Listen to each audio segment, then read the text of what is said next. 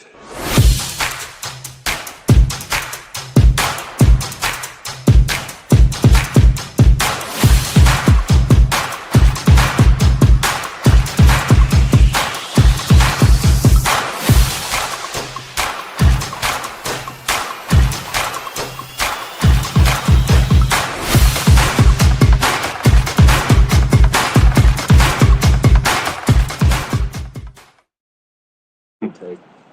Hey everyone, I'm Scott Stokely, and I'm here with Stokely Discs' first ever sponsored player, Dallas Garber.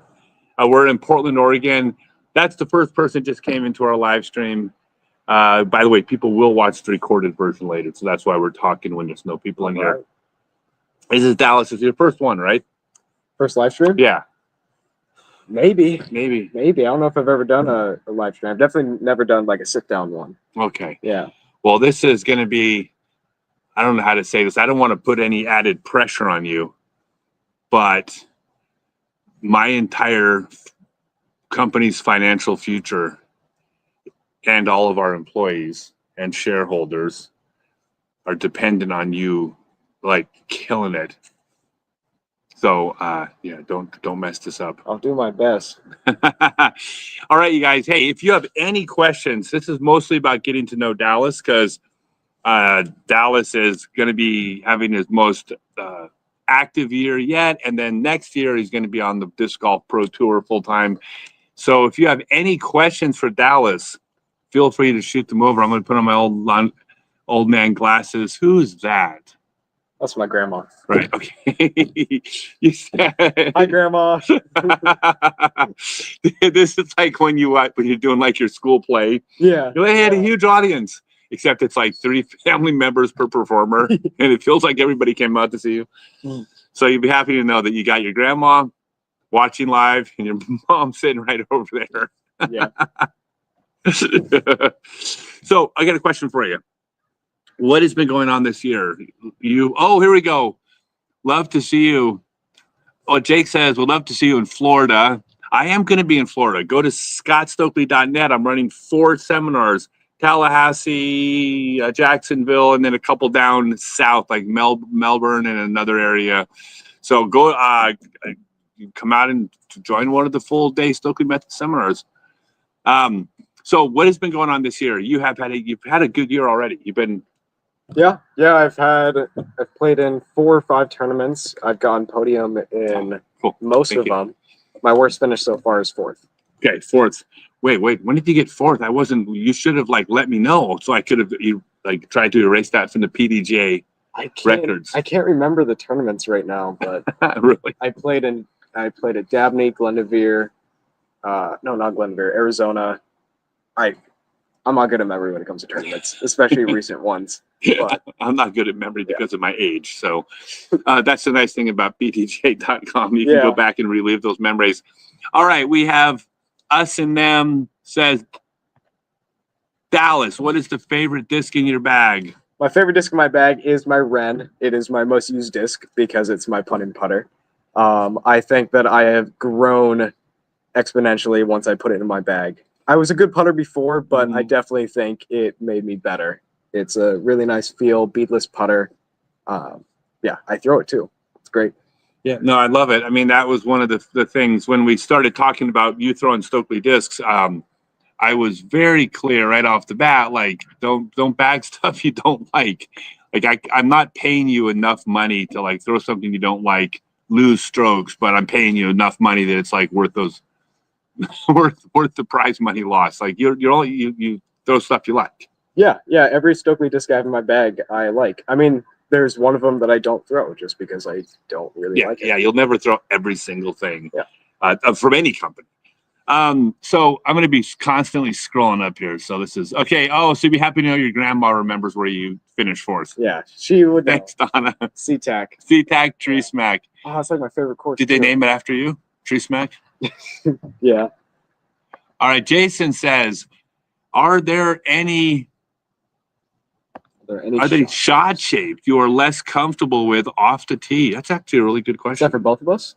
No, I think we're going to be. I mean, I'll jump in at times, but I think they're mostly about getting to know you. Shapes. Recently, this isn't really a shot shape, but just forehand in general. Hasn't been my go-to. I've worked on it a lot over the off season. Mhm. I've got it up to like 350-ish, but I'm But not you comfortable didn't with really it. have it at all a year ago. No. I had like 250 and in Right. consistently, but like last year my max distance was 300. I feel like I can get it to 380 now at most. Right. It's very useful to have a forehand. I've even worked on my lefty because I feel that unconfident with my forehand. Right. Yeah. But it's better now. Yeah. If we're just talking like backhand shot shapes, I would say just a flat, dead straight putter. It's the hardest shot in the game. Yeah. Like, you make fun of me for all the hyzers. I Like, do. I It's funny. avoid straight shots at all costs. Yeah. Not because they're bad, but because I'm bad at them. No. So here's the tip on the why flat shots are harder. It has to do with variance, like how far the disc lands from where you're intending when you miss your angle. So let's say I'm going to make up the numbers here, but let's say you're trying to throw it 12 degrees and you miss it by 3 degrees, 9, or 3 degrees, 15, but you're throwing that 12-degree hyzer, the disc kind of lands almost where it was going to land. But if you're trying to throw flat, but you miss 3 degrees and hyzer compared to a 3-degree hyzer, that's a huge variance of where the shot lands. So the identical miss on a flat shot, it makes you pay for it. Even though those damn kids on tour seem to be able to throw straight perfectly every time. Yeah. It's annoying.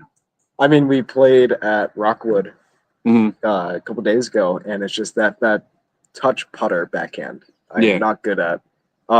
It's funny. I just talked about how like I'm not comfortable with my forehand, but if I'm within 300 feet, I'm looking to throw forehand every way possible. Really? Are Yeah. you now? Yeah. Okay, and maybe the juju.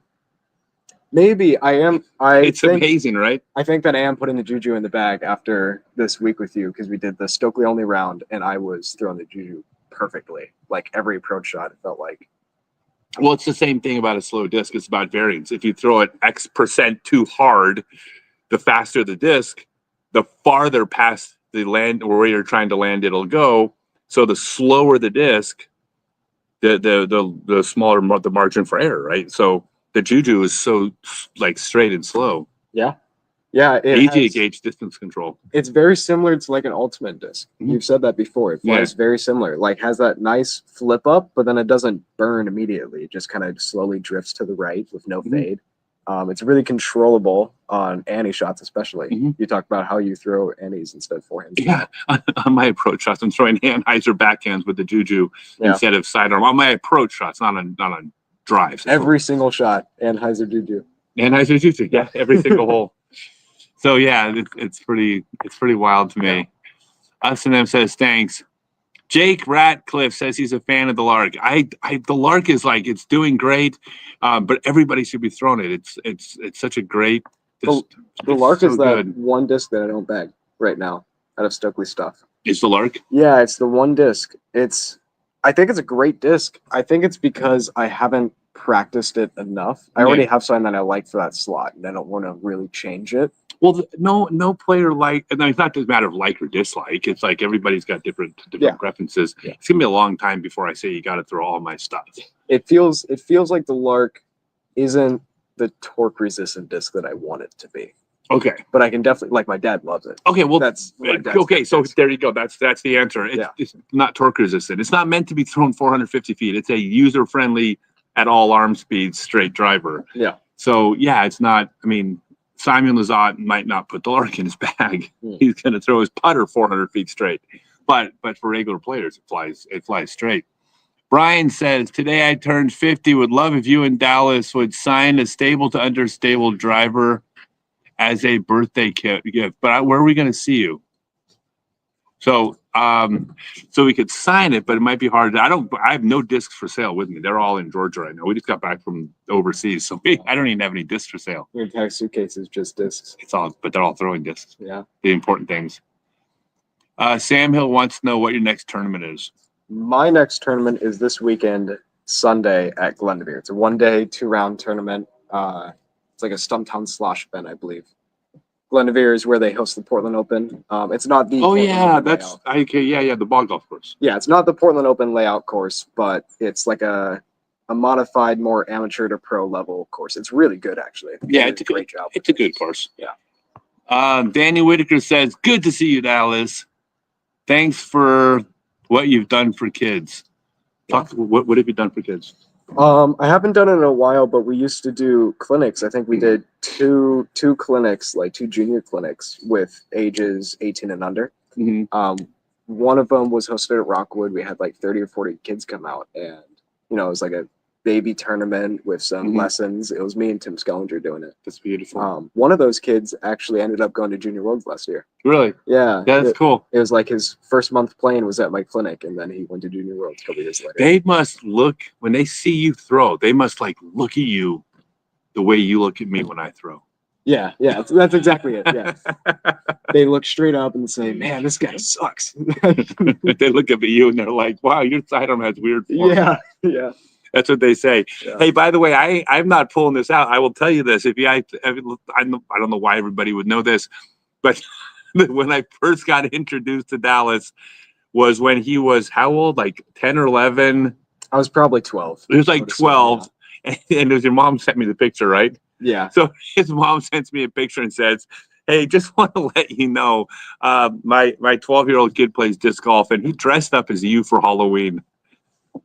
And so I said, Halloween costume, he dressed as me. And it was funny because I was thinking, what are those moments in life or in your career where you know you've made it? And I was like, the minute you become a Halloween costume, like that's a whole level of like making it. Yeah. I didn't make any money off it, but so anyways, yeah. It was a little Halloween event at a local course. I had the tattooed knuckles, I had the blue wig. Yeah. It was. I still have the picture. It was amazing. I just needed stilts, and it was all. You needed the stilts. You look about as coordinated as I do when I run. Yeah. You running with stilts and me running without stilts is probably like we probably run about the same. Okay, here we go. Garber Whitgerd, good to see both you guys. I can't wait for you to meet Garber. Yeah, I don't know what that is. Yeah, you don't know who that is yet. No. Yet. But I don't want to give anything away. So let's just we'll just leave that alone. So because I don't want to give anything away, Carver Whiteford, I'm not familiar with that name. So this is no, Carver's a player up in Canada that I've had my eye on for a while. He's pretty talented. Chris Ratcliffe asked you if you're a spin putter. I'd say I am. Yeah. I would agree with that. Spin putt means the predominant hinge on the arm is the elbow. Wrist might get used. Shoulder will get used a little bit. If the main hinge is the elbow, that's a spin putt. Havasu Disc Golf. You're very familiar with them. Let's see. Havasu Disc Golf says, you probably a bunch of extra approach shots to need the upshots because your driving is so terrible. By the way, I know who that is. That's probably Graham. Yeah, it's Graham. Hello, Graham. I assume so. Good to see you, Graham. He took the time to write to just tell you your driving is terrible. But, so Graham actually could have exerted a lot less effort simply by saying your driving's terrible. But instead, he had to explain why. I also beat Graham in Arizona. First time ever. Did you? Yeah, I had never beaten him. I'd been to Arizona like 4 years in a row, and I've never beaten him. Well, Graham's good. Yeah, he's a good golfer. See, you take the high road. So he says your driving's terrible. You know how to respond to that? The response is, well, I actually think your game is really, really sharp and on point. And then he kind of feels like an ass. Ed says hello. Hey there, back. Chris says, come to Oklahoma City. Well, Dallas is going on the full pro tour next year. And that means he's going to be going to all these incredible places that I've been going to my whole life. And you're going to have a blast at all of them. Every single town and every single state is just weird in its own way. Like there's no normal place in the country. They're all they all got their thing that's good and their thing that's not. Yeah. So it's kind of fun. Michelle Wade says hello. Hello, Michelle. Pete says good luck. Jason says, here we go. What factors make you decide between a forehand and the backhand turnover, Dallas? So for me, pretty much the only way I decide them is one, if it's over 300 feet, I go to the backhand turnover mostly. If it's over 350, I 100% do it. The other way I decipher between the two is if I take a higher line or not. If I have to throw something 20 feet in the air, it's way better to get an Annie backhand because the nose angle is going to be more down and it's going to be able to push forward easier. If I'm going for something low and fading to the right, I like to go like a forehand skip shot. But it's really like in the moment. I don't know a specific like tell to know which one I'm doing. So here's the tip. There's a whole category of questions like these, and the actual answer that is the correct answer for you sounds so dismissive, but it's the actual right answer. So the answer is when you're trying to decide between a sidearm and a backhand anhyzer, a sidearm hyzer and a backhand anhyzer, which one to throw? You throw the one that works best for you. That's why it sounds dismissive, but it's the actual answer. What factor, really what it comes down to is which one has the highest percentage chance of success. And that seems like you're not even answering the question, but it's kind of the answer to the question. You step up, I have a better chance of getting there with this one with the smaller chance of error, right? I remember you talking about this last year in Havasu. You gave me like a full speech about percentages and like to play the percentages on the course. Like if you have a 40-footer and laying up gives you a par, going for it gives you like a 20% chance of birdie, but a 50% chance of bogey, it's probably better to lay up in the moment. Everything, you nailed that perfectly except for the word probably. It's always better. Hey, here's a funny thing though. I'll give you an interesting stat. So I've been saying something my whole life. You always want to do the correct probabilities for the long run. You want to be at the casino, not the person at a table trying to beat the casinos. You want to do correct math. If you did this scenario 1,000 or 1,000,000, infinite number of times, whatever, what would give you the best score on average? So that is actually correct, except it kind of breaks down on the Pro Tour. Because the problem on the Pro Tour is that everybody on the Pro Tour actually plays a little bit mathematically incorrect. They all play a little bit too aggressive. Because they play more aggressive, they're less consistent. They have bigger swings. Good days, good tournaments, bad days, bad tournaments. But when you have a whole field of people who are all playing incorrectly too, for long-term strategy, playing too aggressive, well, then you're always going to have, again, probabilities say a handful of those players are going to have a really good weekend, which means you are now forced to play incorrect mathematics. You are now forced to play too aggressive because if you play correct mathematics, you will consistently be finishing down here without the big variance for the hot round or hot tournament. So then all of a sudden you are playing correct mathematics by playing incorrectly too aggressive. It's just when everyone else is playing too aggressive, you can't just sit back and wait for them to mess up. Yeah.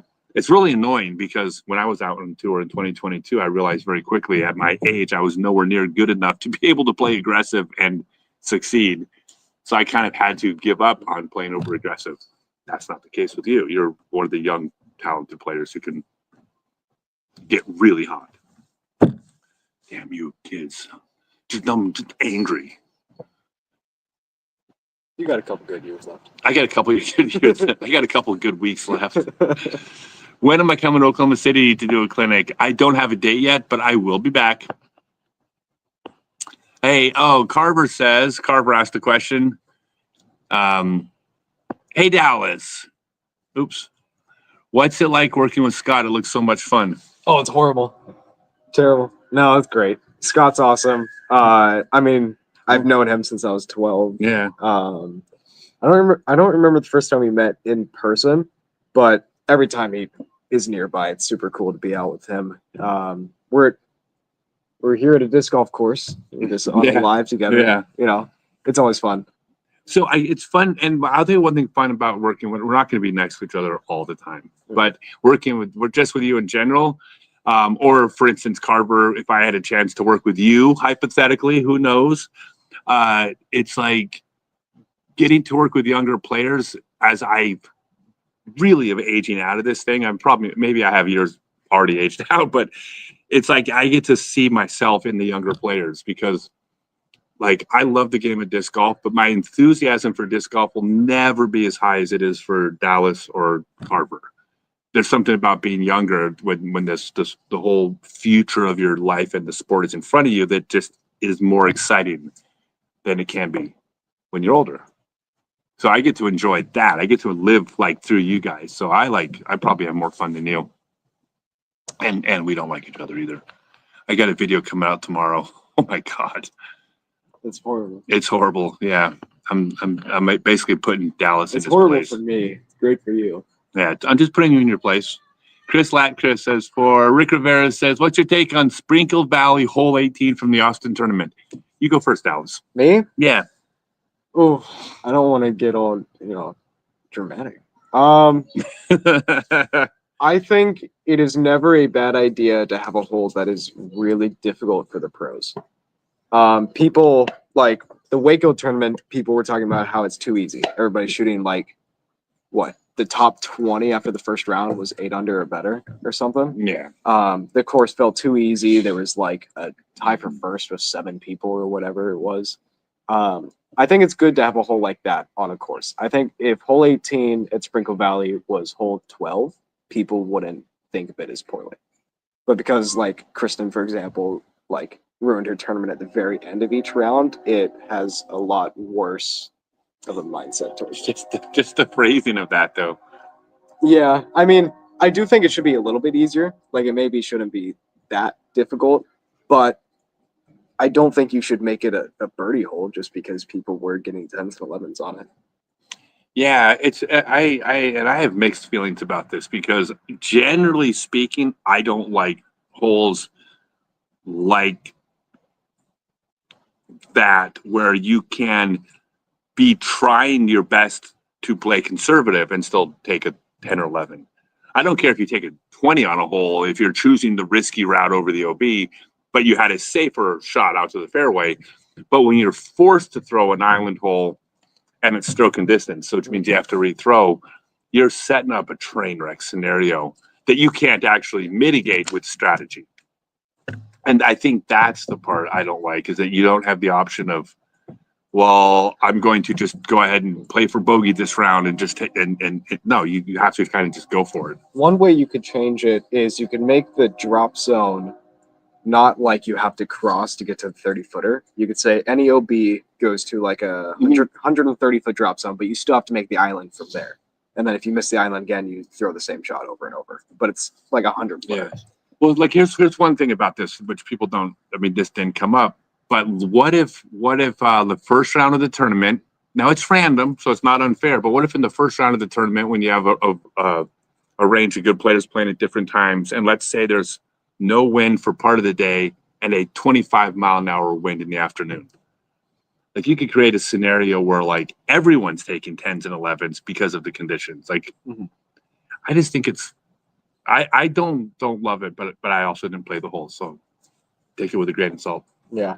I mean, there was like the measurements and the photos of it make it look like it's not that hard, but I guarantee in person It would be harder. It's just one of those holes that like everybody in the comments is like, oh, it's so easy. And no, it's probably a really difficult hole. Probably a difficult hole. There's a reason that the professional disc golfers of the world shot +3 on the hole. Is that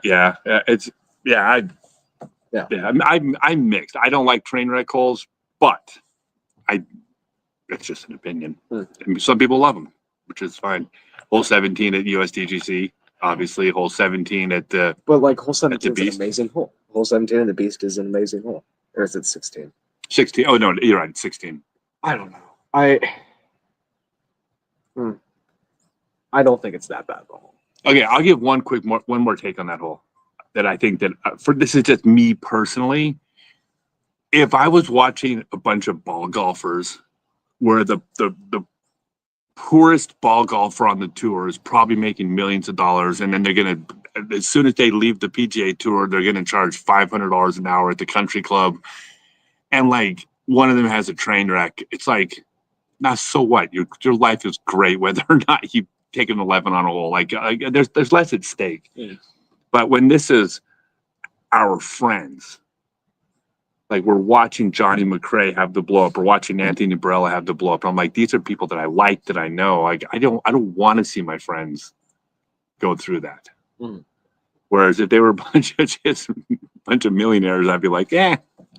If everybody in the disc golf pro tour made millions of dollars every year, and one of them took a 20 on a hole, it would be like, it's fine, you're a millionaire. That's okay. Let's see here. John Boy says, will we see you on the Go Throw tour? I think I might be doing one event this year. Where? Oh, where is it? It's in Washington. Oh my gosh. I can't think of it. I've never played the course before though. It's kayak. Oh, that's kayak. Kayak, Oh, yes. I heard that. You mentioned that. No, I think I do. Yeah, I might be doing the kayak one, which that'd be exciting. Yeah, that would be kayak's amazing up in Washington. Yeah. Graham Russell. Here you go. Graham Russell says, what's been the best win in your career so far, and why was it finally beating me this year? Yeah, one of the best wins in my career so far was this year in Arizona in Lake Havasu. I finally got first place over some really good players like Nick Newen. And there's this one other guy on my card. He threw standstill. He was kind of weird. He was a TD of the tournament too. I don't remember his name. I think it started with like a G or something. He has a really good son. Gilligan. Yeah, Gilgan. I think. Yeah, it might be Gilgan. He has a really good son. His son. Graham's the guy who I'm talking about. Graham Russell. His son got podium. His wife got podium, and Graham got podium. So it was a bunch of podiums. Really? For the tournament. Nice. Yeah. It was good for them. But what was your biggest win? if you had to name one. My biggest win of all time. I think that it would have to be the Columbia Cup. It was my first A-tier win. It's in McCormick. I beat some really good players. You beat an A-tier in the junior division. No, it wasn't juniors this time. No. It was open division. Yeah, it was open division. I beat some really good players in Scott Withers. I think Cameron Messerschmidt was there this year or last year. Every player in Oregon is amazing. I mean, you go to like a C tier and the top 10 is 990 and above. It's the same thing with A tiers. Mm-hmm. There's people like Sean Martin is like a 991 player. Yeah, Chandler Fry's living. Oh, he's not in Washington, but Chandler Fry's going to be showing up in events. You got Happy Dan. Happy Dan's amazing. Dan Pfaff, Emmett Kyson. There's just so many. I mentioned Chandler Fry's here. Cole Redolin when he's hanging out here. Scott Withers. There's so many like 980 to 990 to like 1,010 players in Oregon that show up to every single tournament. It is so hard to win out here. Like I played a C tier recently this last week. I averaged 1025, 1026, and I lost by 4. Right. I mean, it's not fair. It's like, what are you going to do? It was Scott Withers who I lost to, but still, I mean, There's no shame in that. There were 17 players. There were 17 players above 990 in the B tier. Really? One day B tier. 17. Yeah. It's crazy. Hey, what's up? That's Lim. Hi. Hello from South Korea. Hello. Let's see. Clint. Whosoever Parker. Are either of you all going to be in the Dallas, Fort Worth, Texas area anytime soon? I will not be in Texas this year. This year, but next year. Next year you'll be everywhere because the full tour. And I'll always come back to Texas. I love Texas. So I will be back to Texas, but it's not on the schedule yet, but it will be. All right, so here we go. NK Talo says, Dallas and Scott, would you talk a little bit about what drives your passion for the sport? That's actually really that's a good question. Well, I've always been a competitive person since I was born. I've played in almost any sport you can when you're growing up. I've always had the passion to be the best I can, working every single day. Everything's a competition to me. Mm-hmm. And when we got into disc golf, it felt like I was the best at it. I didn't know anybody else who was better than me, even though I sucked at the time. It was all my friends have never heard of the sport, so I'm I could beat them. And now that I'm good at it, I feel like, I don't know, it's something I'm proud of. and it's something that I want to keep getting better and better at and maintain my skill level on. I enjoy it. Obviously, if you don't enjoy it, I'm not gonna want to keep doing it. It's fun. It's competitive. Everybody's so nice in the sport. But what drives me is just the competitive nature. I just want to be the best I can be. That's fair. And I'm also driven by competition, but that's obviously phasing out a little bit as I get. But even the last 2 years on the pro tour, I wasn't typically competing to win, but I was competing to cash. Yeah. Which is, I mean, look, I didn't start any tournament off going, I'm trying to finish 40th. But I mean, I thought you were going to win worlds. I was planning on winning worlds. I led the B pool after the first round. But I beat him at worlds, by the way. But I don't stroke. I don't remember one that. Stroke, I beat him. I don't recall. I was that. on the green when you tapped out, and I was cheering. Tapped out, like actually and metaphorically. Yeah, we both missed the cut, but I beat him. So yes, we tied for missing the cut. No, but so for me, the biggest thing that drives me, honestly, is like I mean, I love the game, I love the sport, I love the people in it, but just living the life that I live. But that life that I live includes all the people in the sport that are my family, they're my safety net for my everything, and all the people in it, and travel and my friends and just everything, just like living this life. I just can't imagine living a different way. The competition now, actually, what's funny is that now that I'm owning this company, I'm trying to, I'm also competing now. I'm competing against, in most cases, my friends who also make discs. And so I feel just as competitive as ever at something had to replace it. yeah, I think so.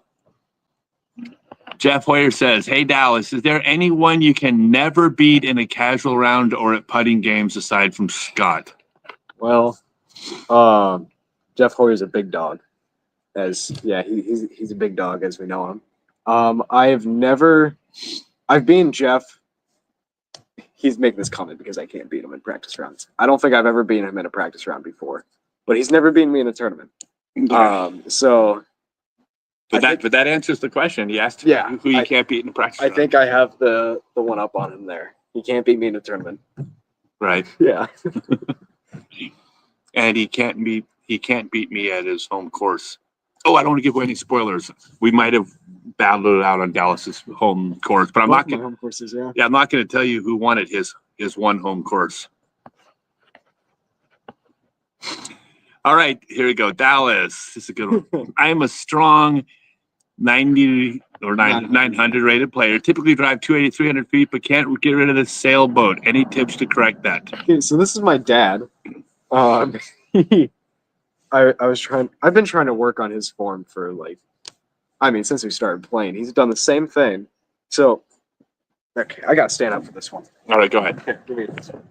So he throws so am I in camera? You are. Yeah, you see yourself. So he pulls back, and then as he comes to throw, the disc comes up here, and then he releases at the waist. It's really weird. I gave it like a nickname called Sailboat. Mm-hmm. He rocks the baby every single time. And he throws 280. He threw about 280 when we started. At one point, he was throwing decent distance, but I don't know. It's weird. I'm not the best coach to understand how to fix it for him. He's never asked me to fix it. I could fix it in 4 minutes if he just asked me. 4 minutes. 4 minutes. And by 4 minutes, I mean it's 2.5 minutes, and then me talking about myself for a minute and a half. I don't know. I can fix it, Chad. But I have a policy. I never, ever, under any circumstance, approach somebody else and offer throwing advice. In 30 some odd years of teaching, I have never once approached somebody offering throwing advice that they didn't ask for and have them go, "Oh, cool, thanks, I'll do that," and then they do it and then improve. If they don't come to me and ask, it's just policy. I never offer.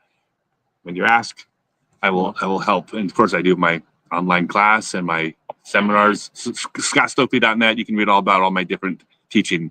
Full day seminars, 2-hour clinics, and online class. Pete says, "The beer is super fun. I love to play there. Good luck this weekend." Yeah, so that's a Glenvere. Oh, Gwinnett. Okay, When it's in this layout, they just call it the Veer. that's what the kids call it. Yeah, it's a great course. Actually, I think they did amazing for what they had. Yeah, I mean, didn't Jeff Spring actually design the tour course? I think, right? Justin Keegan designed the east side. I think Jeff Spring designed the west. Okay. Yeah. I don't think I played. I didn't know there were two sides. Yeah, there are two sides. East is the better side. That's the one that they finish on. Both sides are good though. I mean, it's a pro tour event. Yeah. It's awesome. I came out here in 2022. I played Blue Lake, practiced Blue Lake. I practiced Guinevere, and then I got the plague. That's the word we use so we don't get demonetized on social media. I got the plague and wasn't able to play, and I got to watch it on television. So I never got to play a tournament here. I played the Beaver State Fling though in 2014.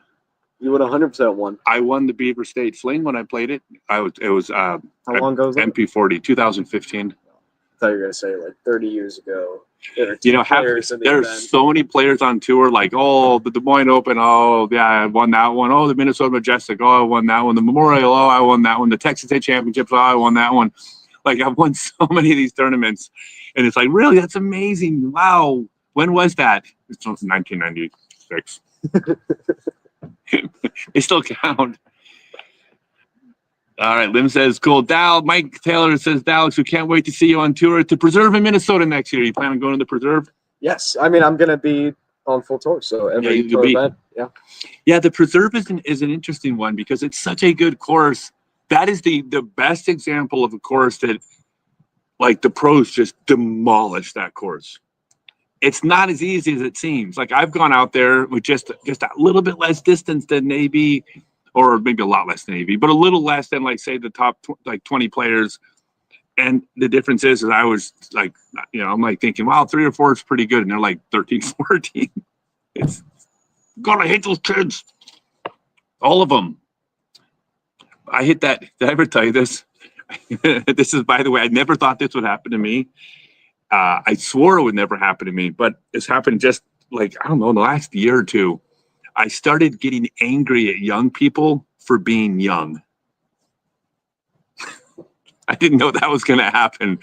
I was like, I'm just like, why look at you running around there like you're like, what, your knees don't hurt at all? I hate you.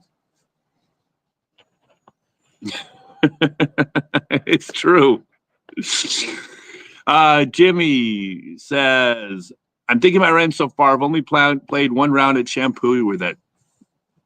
You know Jimmy? I do not. I mean, maybe. I'm not good with names. He's from Shampoo. I probably do. You probably met him. Names, yeah.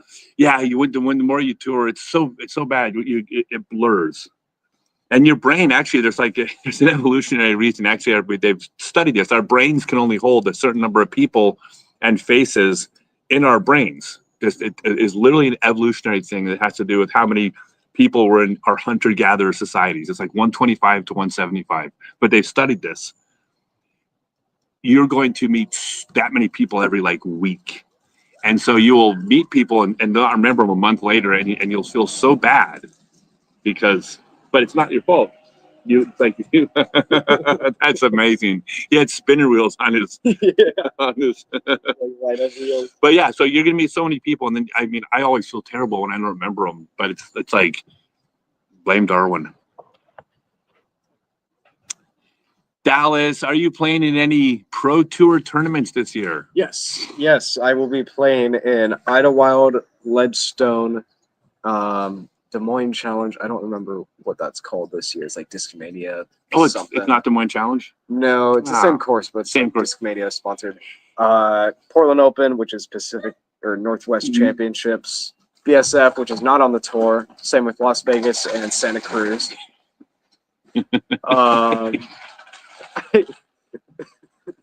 I have to point this out. So it's a little kid on this scooter, right? Because it's like a skateboard, but with a handle, right? Yeah. So he comes booking down the hills with these lighted things, right?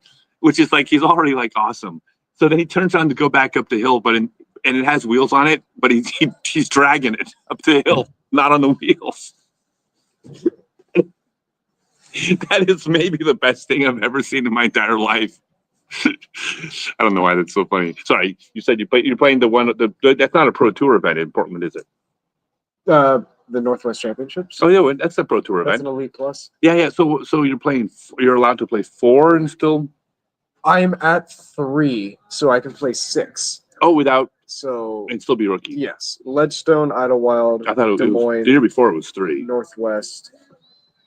I might play USDGC if I qualify, and then I feel like there's one I'm missing. Wait. Lean over so they can watch him.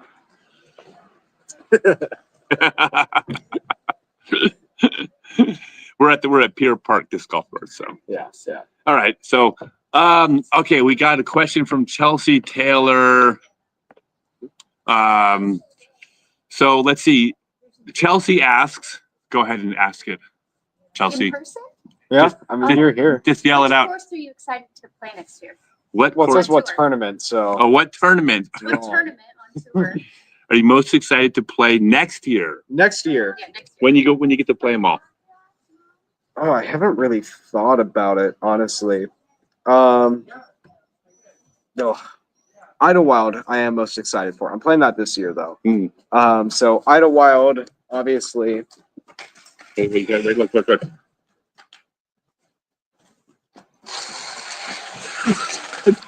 He's dragging it up the hill again.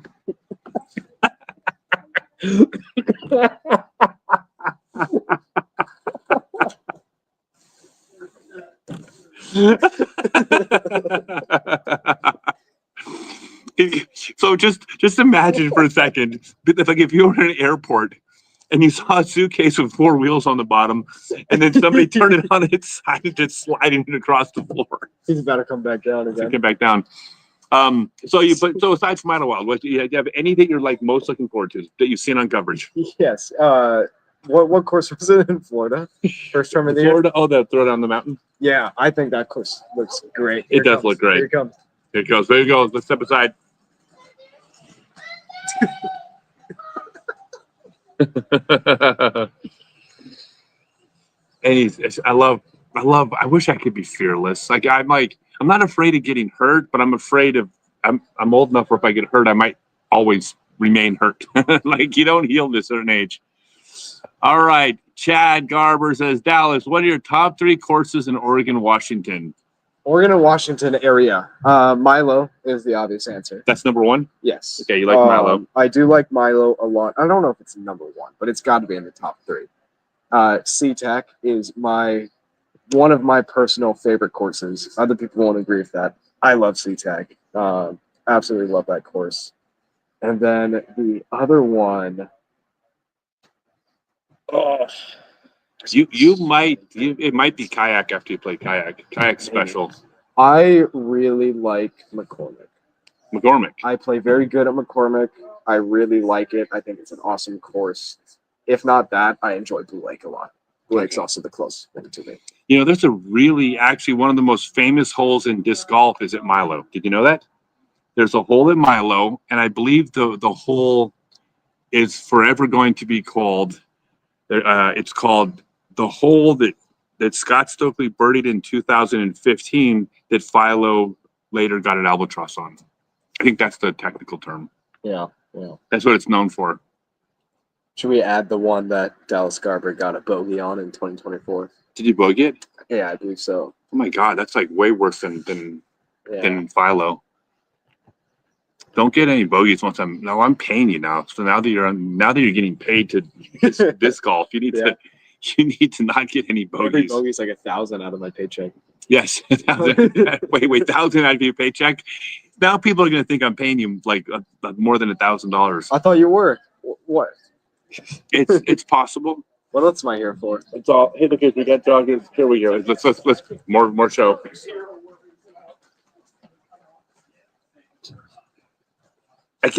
All I could hear is if you see 6 people jogging together, all I'm thinking about is Full Metal Jacket. Yeah, a little bit. You get a little bit of that, but we're not going to repeat that because of demonetization reasons. John Boy asked if you see Dallas at any throw tour events, and the answer was yes. It was kayak. Havasu says, "What if the island OB was a hazard at So- 18 sprinkle. I talked about this with somebody, Sam Benson, Yeah. earlier, and it could work.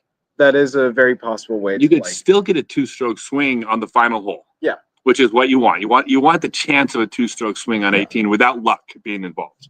It would definitely make it easier, but you would still get like triple bogeys, double bogeys. You just would never see a 10 No. hazard. That would never happen. I mean, effectively, a hazard acts like a drop zone, which means if you don't make the island, you are throwing a reasonable shot from outside the. Yeah. I think it's a good idea. I don't hate it. I don't hate it at all. I think hazard is something. This is actually a quote from Sam. Maybe not an exact one. I think hazard is something that we need to use more of, that we don't use enough. I think hazards are great. And the reason why I love hazards is that on the pro tour, anyways, 1 stroke is a massive penalty.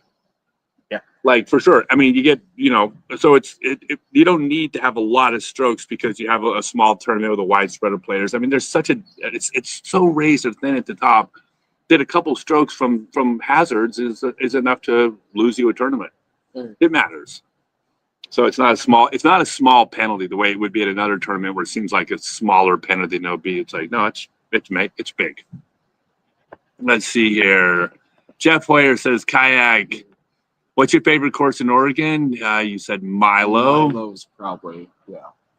That'd be cool to sign Anthony Bedance on the team. He's with Discraft. So I would love to. Danielle, hey guys, tell Dallas about Farragut State Park and come out and play the Farragut Open September 12th through 14th. We already offered to sponsor him into the tournament too. Yeah, we talked with her. I believe this was at Havasu. Yeah. Farragut, by the way, 5 disc golf courses from 1 parking lot. Yeah, I've never played Farragut. Never been to there. You never played Farragut? No, it's in Idaho, right? Yeah. Yes. Farragut is North Idaho. Farragut's fantastic. Farragut's an absolute. It's a win. Well, one of the courses is like a tiki course, and one of them is like a really good like park course, but still really good. And then the other 3 are just they're great. Farragut's a special place, and then you can play Caliber, which is Excalibur, one of the top 10 courses in the world, is less than an hour away. Yeah. So, yes, I will tell Dallas he needs to go out to Farragut. Everybody should. Christian Fernando says, "What's up?" Christian is from the Philippines. awesome. Yeah, he also is someone that I wish I would love to work with Christian Fernando and Carver Whitford. If I only had the money to sign these guys, boy oh boy, could we do some big things with them. But I spent all my money on you. Yeah, My retirement is dependent on how well this kid plays in like 2026. I mean, for real, like if you have a good year in 2026, my life in my 60s is going to be a hell of a lot easier than if you like are one of those blue chip prospects that doesn't pan out. Right. I mean, Yeah. if you don't pan out, like I'm going to be like a greeter at Walmart in my that'd be 60s great. instead of actually getting to like sail off into the sunset. No pressure. Man, that'd be awesome to see you at Walmart. You know that if you don't play well, the employees I lay off, it's not just about them. It's about their families. It's about the security that they're. Oh my god! It's about, they have children. And the thing Yeah. about children is they need stability. Yeah. Without stability in a home, a child has a very difficult time because they're worried about other things. They need to worry about, really just being a kid. And without the security of you selling Stokely discs with your play on the course, like children will suffer. No Yeah. pressure. All right, I'll think about that every putt from now on.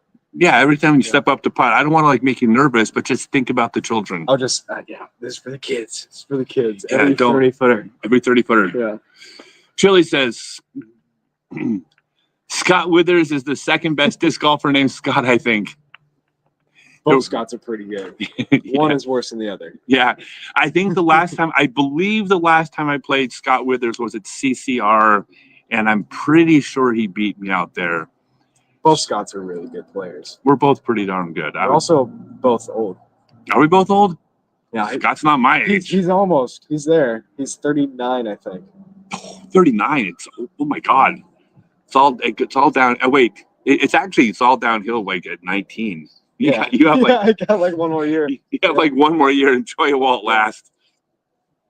It's No, I joke with Scott Withers about how he's gonna go to MP40. well, He doesn't have to deal with me. yeah, you guys. I mean, you guys have a good rivalry. Yeah. Right, because it's like it's competitive. Yeah. You guys are competitive. Your skill levels are in the same category, so you're playing the same division. I mean, like you're all playing pro, but there's a range of pros. There's a range. Mhm. You guys are playing the same game As of right now, yeah. as of right now. So that's actually going to be like I was telling Dallas this the other night. I think that Scott is one of the best things to happen to him because you have to go out every week. You can't phone it in out here. Yeah. Like if you have your B game, Scott's going to beat you. Yeah, that's what happened this weekend. I felt like I played. You played pretty well. I played fine. Yeah, I played fine, but to beat Withers, you have to play great. You have to play great to beat Scott. So that's because then there's going to be a whole bunch of Scott Withers out there. Yeah. Next year. But Matthew says, "What's your best?" Matthew says, "Dallas, what is your best advice for staying consistent when putting?" Consistent with. God, it's so cold. It did get. It just got really there. cold. Yeah. Yeah, it's kind of windy now. So I'm going to put something to block the wind. Go ahead. How do you be consistent with putting? all right, all me now. So my biggest tip with putting, I say this to almost any person that asks me for putting tips. He's blocking the wind with Legos right now, by the way. These are not mine. This is how They're on this the is field. this is how professionals make content. Yeah, we've got Play-Doh here. We try- Anyway, so putting, the most important part for me at least, and the thing that I tell people is it's all in the four fingertips right here. Mostly these three. If you are fully extending your fingertips towards the center of the pole and feeling like you're flicking the pole with your middle finger, it is going to be the most consistent putt you can find. At least for me. If my fingertips are connected, fully extended, and committed every single putt, the rest of my arm will also be committed. It's really hard to fully extend your fingers towards the basket and have your shoulder and your elbow be out of place. So as long as these are working correctly, everything else works correctly for me. There you go. Yeah. And Jason says, Scott, curious to know how you scored at Altered Bacon this week. I didn't play. So this is the unfortunate part is that when I'm almost always working. I'm almost always working. And so I was running a seminar at Alton Baker. Would never have time to but rarely have time to play. Something that's actually going to be happening now for the first time ever this year, I am going to get to disc golf for fun sometimes. Like I this is not an exaggeration. My 3 years on the pro tour, I played maybe 4 rounds of disc golf for fun in 3 years. Literally.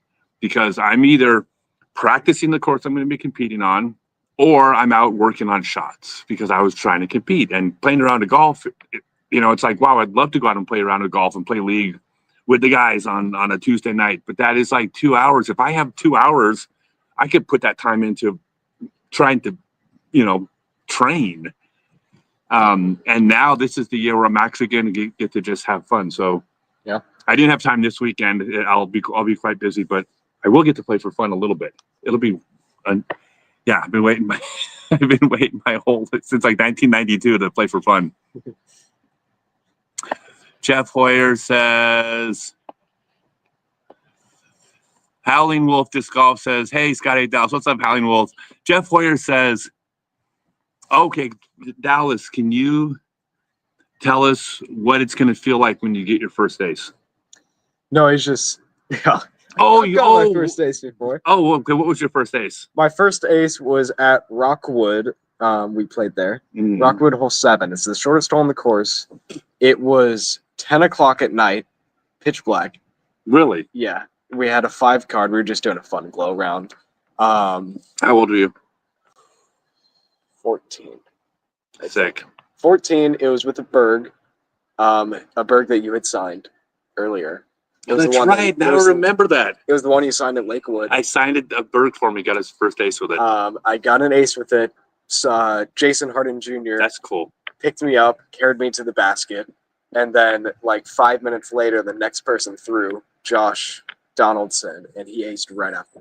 Really? It was a stack ace. Yeah. Was your ace better? Yes, of course. Okay. Yeah. And I was about 14 or 13 or something like that. And I was on hole 10, the original hole 10. It's now hole 1, but the original hole 10 at Oak Grove Park. And I threw a blue arrow from Innova Champion, their first disc that they made the first eagle that they retooled to be the arrow. And then I think it was 171 grams. Yeah, I remember it because, and then I remember jumping up and down on the rocks and like just losing my mind. It's like probably like a 250-foot hole. It's a good little hole. Yeah. Yeah. I remember. I recently just got the 2 best aces I've ever had in my life. What? Last month. I had an ace on hole 14 at Buxton. It's like a 420-foot par 3 through a double mando. Yeah, I saw that. The double mando's not in play, but like there's arrows pointing to where the basket is, so I think of it as a double mando. And it's blind. It's an elevated basket, and it went in with a mid-range by Yolta. And then recently, I had an ace at Milo with my FD3, 430-foot par 3, with like people talking to me. Mm-hmm. They were like trash talking me in my backswing, and I aced it in front of them. Yeah, both pretty cool. That is nice. Yeah. I had my 2 best aces last year. One Besides of them my was first one. on tour. No, they were both on tour. They were both. Oh right, yeah, I forgot about the other one. Yeah, they both were on Joey. tour. Yeah, it's so and what's I never get aces ever. Like I haven't had aces in years. The thing for me at this point in my career, if I'm at a pro tour event, it's like I mean, yes, I'm trying to win, but realistically, come on, it's about moments. Like, oh, I had a hot round, or I had a good shot on coverage, or it's like about having a moment that I could be like, oh, I still get moments. And so twice last year, both on film, I got a hole-in-one on the pro tour. Neither of them were hard holes, and one of them ricocheted off a tree. So like, neither of them were like, but it was just like, I just went, oh, I can still have a moment. Like at that moment, I'm like, the disc golf world belonged to me because the pro tour put my ace up, played it during coverage, and like I was I was king for that minute, right? Yeah. But that's it matters to me. Let's see. Jeff Hoyer said you beat me once in a practice round. Yeah. All right, you guys. Hey, it is so freezing. We're gonna check out here. Scott, look, I'm gonna go through these really quickly. Scott, any plans for a beaded putter? Yes, it's called the Finch. It's been approved and it's really, really good. It'll be coming out. Howling Wolf, he needs a Stokely method. Chad, you sailboat and SOB. You Finch is a beaded putter. Thank you. Oh, Mike Taylor says, I can't think of you about the song Anything You Can Do, I Can Do Better. Which one of you is putting that in your next video? So my next retaliation video is going to be posted tomorrow on Instagram. And he's seen it. It's really good. This Mania Challenge, Des Moines. All right, let's see. Let's go through all these. Dallas, can you commit to Dallas, can you truly commit 100% to never ever stop making fun of our man Stokely? 100%. I will. Including, wait a second. Is this somebody including uncompletely impersonations? You guys, it's funny you mentioned impersonations. Go to really, Dallas? This is my impersonation. Scott, love the $2. All right, my friend. Yes.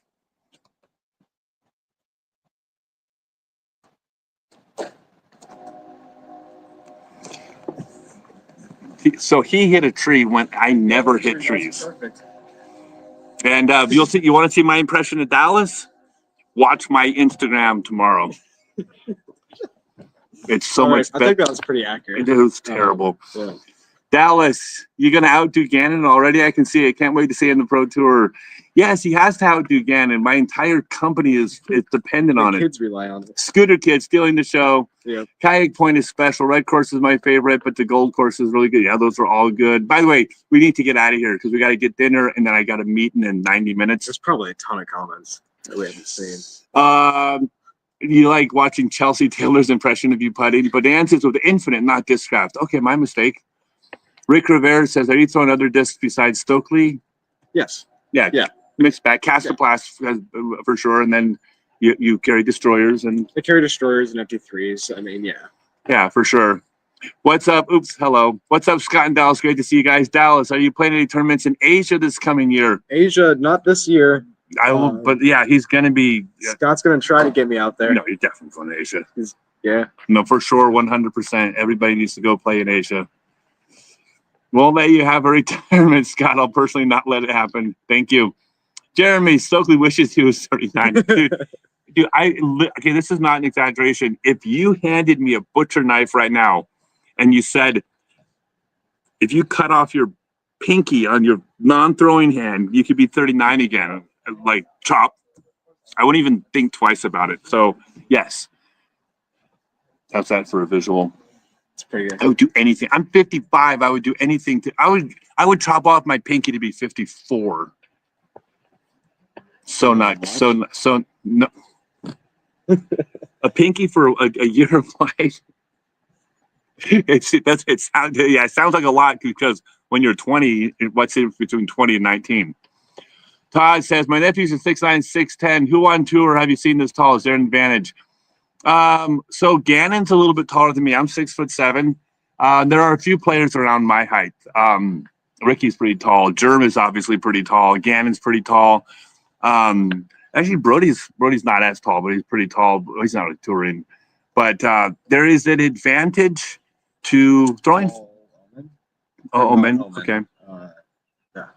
But yeah, the biggest advantage is all things being equal with the identical technique, a taller person will throw a little bit farther. But the reality is when you're on tour, if you can throw a 450 or 470 foot hyzer, and a 525 foot, kind of, flex shot, that's almost all you need in most cases, in most of the time. All right, Aaron says, hi, Scott. Reptile says, greeting, friends. Nick Tile, speaking of Legos, do you have any hobbies, interests outside of disc golf? I love to draw. He likes to draw. Yeah, I do like to draw. I listen to music a lot, but it is mostly disc golf for like 4 to 5 hours a day. That's because my future depends on it. Appreciate that. What do you think of the first eagle? How did it change the game? Oh God, I wrote about this in my book, Scott Stokely Growing Up Disc Golf. But the first eagle, when it first came out in 1983, that was when frisbee golf became disc golf. That's when it happened. Every single course became too short because everybody could throw far. But it revolutionized the game. It was the biggest paradigm shift in the sport, with the exception of the invention of the pole hole. To me, the invention of the eagle is the second biggest moment in disc golf. Sorry, Scott, I take a long. Brian says that long birthday phone call. Donna says, great seeing you. Brian says, Indiana, when are you going to be close? I will be close this sometime. Look, I'll be posting, but I'll be there soon. Would love to have you sign a disc. I would love to be out there. And Brian says, I would chop off your pinky to be 49 too. Thank you, right? Back me up here. All my older peeps they're like, yeah, I understand. You said you chop off your pinky. Oh, you chop off my pinky to be 49. Just on this hand. I don't care about this hand. This hand's completely useless. I don't need this for anything. Thank you and good luck. Love your book, by the way. Thanks for doing Audible. Thank you, Howlin' Wolf Disc Golf. All right, we're going to take off, you guys. All right. Dallas, you did a great job. You're every single, I'm not going to try to sound like this old person saying when you're watching you grow up. But I mean, even just your persona on camera, it's just you're getting more comfortable with it. And you got everything it takes, aside from just the disc golf skills, to be the personality in the sport, which matters. I mean, when it comes to your career, it's you got to be driving, putting, sidearm, backhand power. That's a big deal. But it's when it comes to your career, there's other things that are hard to quantify that you also got. So good job. He's back. He's back. All right. Dallas, one final question. Rick, Dallas, if you had your own disc, what would you call it? I had my own disc. What is that meaning? Well, is Scott Stokely is my hero? Because that That's too long for a disc name. I don't know what I would call my disc. No clue. Okay, no clue. No answer. No answer I yet. don't want to give a bad answer. Yeah. So yeah, but we, I manufacture discs. If he, he may have his own disc someday. I'd love to have a Ren with my name on it. You'd love to have a Ren with your name on it, Yeah. but not just a Tour Series Ren. Like if you just had a regular Tour Series, I mean that'd be cool, but that would, that's not quite. Maybe it's still cool. I don't want to like downplay it, but it's like, I mean, I think we could do better than that. Maybe. Maybe. You We'll never think know. about it. Look for announcements coming soon. All right. Thanks, everybody. Bye.